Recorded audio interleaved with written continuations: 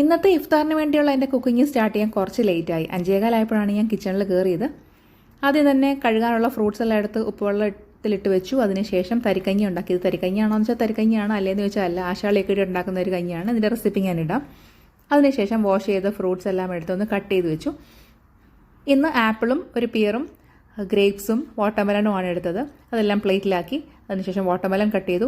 ഇത് കഴിക്കുമ്പോൾ എനിക്ക് ഏറ്റവും ഇഷ്ടമില്ലാത്ത കാര്യം ഇതിൻ്റെ സീഡ് വരുന്നതാണ്. അതുകൊണ്ട് കിട്ടുന്ന സീഡെല്ലാം ഞാൻ എടുത്ത് പെറുക്കി മാറ്റി. അതിനുശേഷം ഡേറ്റ്സും ആപ്രിക്കോട്ടും എടുത്ത് പ്ലേറ്റിലാക്കി. പിന്നെ എല്ലാവർക്കും വേണ്ടിയുള്ള നാരങ്ങ വെള്ളം എടുത്തു. അതിനുശേഷം എനിക്ക് വേണ്ടിയിട്ടുള്ള പച്ചവെള്ളം, അതിലേക്ക് കുറച്ച് സബ്ജ സീഡും ഇട്ടു. ഇനി ഇതെല്ലാം ടേബിളിൽ കൊണ്ടുവെക്കുകയാണ് ജോലി.